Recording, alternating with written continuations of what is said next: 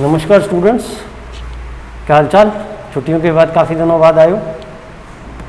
देखो, last video में मैंने आपसे बात करी थी कमर्शियल बैंक और मैंने आपको ये समझाया था कि कमर्शियल बैंक होता क्या है और उसके फंक्शंस क्या क्या होते हैं।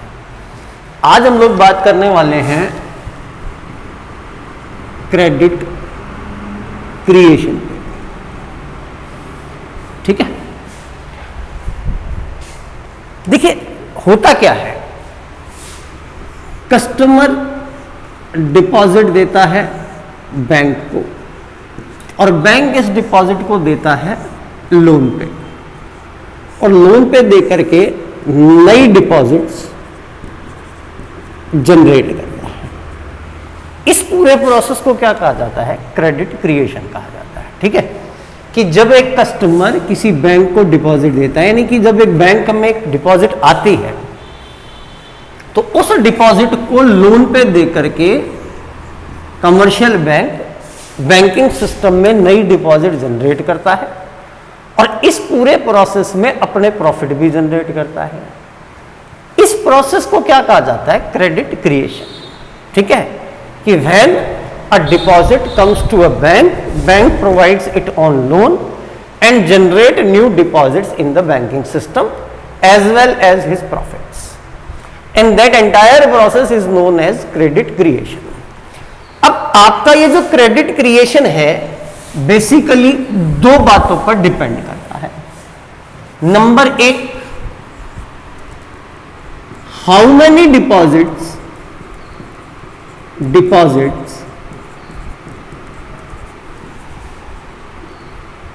कम्स टू अ बैंक, एक बैंक में कितनी डिपॉजिट्स आती है। And second thing, what is reserve ratio. इन दो बातों पर आपका क्रेडिट क्रिएशन प्रोसेस डिपेंड करता है। नंबर एक कि बैंक के पास डिपॉजिट कितनी आई है, और नंबर दो, बैंक को रिजर्व में कितना अमाउंट रखना है। अब क्रेडिट क्रिएशन प्रोसेस को एक्सप्लेन करने के लिए एक इकोनॉमिस्ट हुए जिनका नाम था लिप्से। लिप्से ने एक फॉर्मूला दिया कि total deposits is equals to 1 upon reserve ratio into initial deposit, ठीक है। कि टोटल क्रेडिट डिपॉजिट जो बैंकिंग सिस्टम में जनरेट होगी वो किसके बराबर होगी? 1 upon reserve ratio into initial deposit. Initial deposit मतलब जितनी डिपॉजिट कस्टमर ने बैंक में जमा कराई है। मैंने कहा सपोज एक कस्टमर इनिशियल डिपॉजिट डालता है 1000 रुपए की, ठीक है। यानी कि 1000 रुपए कस्टमर ने जमा कराए और बैंक का रिजर्व रेशियो है मान लिया 10%। तो बैंकिंग सिस्टम में जो टोटल डिपॉजिट जनरेट होंगी वो कितने के बराबर होंगी? 1/10/100 इंटू 1000, ठीक है। यानी कि total deposits will be equal to 100 upon 10 into 1000। ये कैंसिल होकर के टोटल डिपॉजिट बन जाएंगी 10,000 रुपए की, ठीक है। अब अगर एक कस्टमर ने बैंक में 1000 रुपए डाले और 10% रिजर्व रेशियो है तो क्रेडिट क्रिएशन के प्रोसेस में टोटल 10,000 रुपए की डिपॉजिट जनरेट हो जाएगी। तो भाई 10,000 कैसे हुए? 1000 ही तो कस्टमर ने डाले, इसका मतलब बैंकों ने क्रेडिट क्रिएट कितनी करी? Total deposit minus initial deposit, यानी कि 10,000 माइनस 1000। इसका मतलब 9,000 रुपए की क्रेडिट बैंकिंग सिस्टम में जनरेट कर दी गई, ठीक है। ये प्रोसेस पूरा कैसे हुआ? देखिए, इसको अपन एक टेबल से समझते हैं।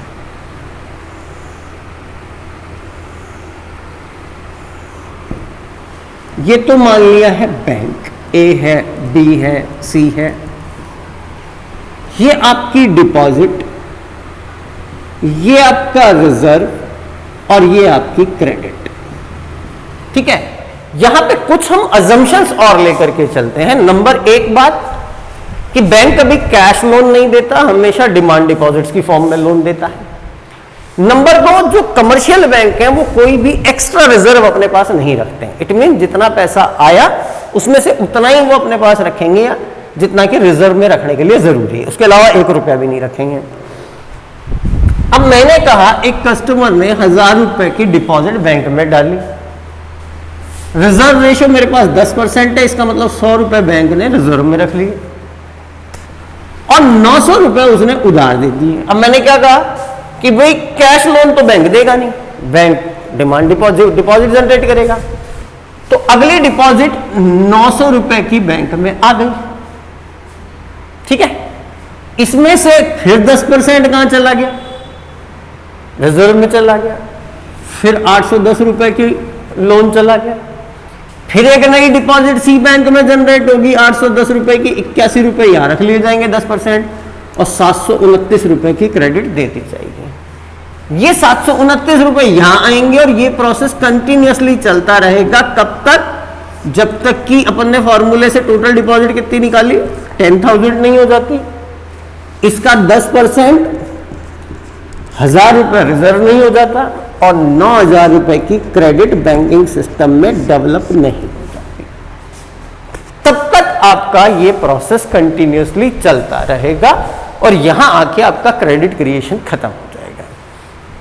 तो इस पूरे प्रोसेस के माध्यम से एक bank credit creation activities perform करता है। अब क्रेडिट क्रिएशन प्रोसेस की लिमिटेशंस क्या क्या हैं?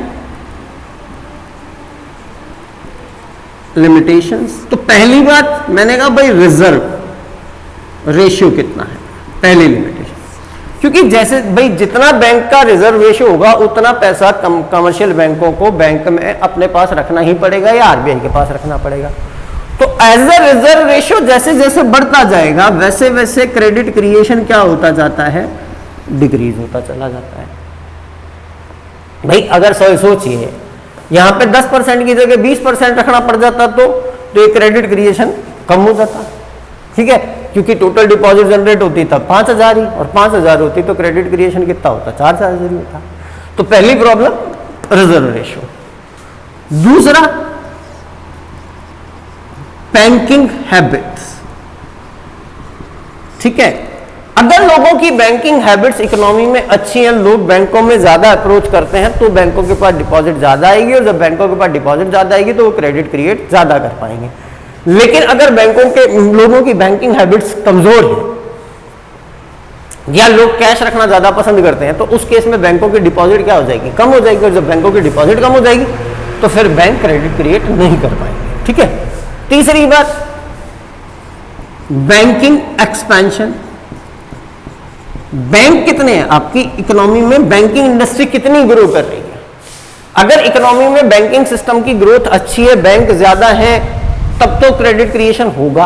अदरवाइज जब बैंक ही नहीं होंगे तो क्रेडिट क्रिएशन कैसे होगा, अगली दिक्कत ये आती है। चौथी बात मॉनेटरी पॉलिसी।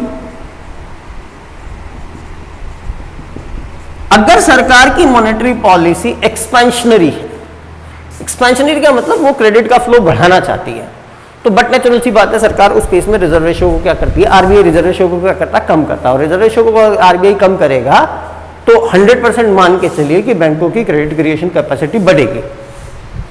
और अगर RBI contractionary monetary policy issue करता है जहां की उसका ऑब्जेक्ट इकोनॉमी में क्रेडिट क्रिएशन एक्टिविटीज को कम करने का है, तो फिर वो रिजर्व रेशियो क्या रखेगा, ज्यादा रखेगा। जब रिजर्व रेशियो ज्यादा रखेगा तो बैंकों की क्रेडिट देने की कैपेसिटी क्या हो जाएगी, कम हो जाएगी, ठीक है।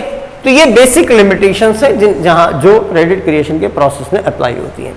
इसके बाद दो चीजें और बड़ी इंपॉर्टेंट है, ध्यान रखिएगा। अगर रिजर्व रेशियो 100% हो जाता है तो क्रेडिट क्रिएशन 0 हो जाएगा, क्योंकि जितना पैसा आएगा वो सारा का सारा रिजर्व में चला जाएगा। और अगर रिजर्व रेशियो 0% हो जाता है तो क्रेडिट क्रिएशन इनफाइनाइट हो जाएगा, क्योंकि जो पैसा आएगा वो यूं क्यों रिजर्व में आपका लोन पे चला जाएगा और ये प्रोसेस कंसिस्टेंटली क्या होता रहेगा, चलता रहेगा, ठीक है। तो ये पूरा का पूरा क्रेडिट क्रिएशन का प्रोसेस है। और ध्यान रख के चलिए ये क्वेश्चन आरबीएससी है चाहे सीबीएसई है, आता है तब हमेशा 6 मार्क्स का आता है। Explain credit creation process by the commercial bank, ये सीधा सीधा 6 नंबर का क्वेश्चन है और ये दोनों में आरबीएससी में भी 6 मार्क्स का आता है और सीबीएसई के अंदर भी ये 6 मार्क्स का आता है। ठीक है, तो इसको आई होप आपको अच्छे से समझ में आ गया होगा। और देखते हैं, ठीक है, तो इसको आप अच्छे से तैयार कर लीजिए। और मेरा जहां तक अंदाजा है कि सीबीएसई के पेपर में इस बार 6 मार्क्स का आना चाहिए। आरबीएससी के पेपर में नहीं आया है तो आरबीएससी के लिए भी ये बड़ा इंपॉर्टेंट सवाल है। इसको आप ढंग से कर लीजिए और जो भी डाउट हो वो आप मेरे से पूछ सकते हैं, मैसेज के थ्रू आप मेरे से पूछ सकते हैं। Till then, thank you.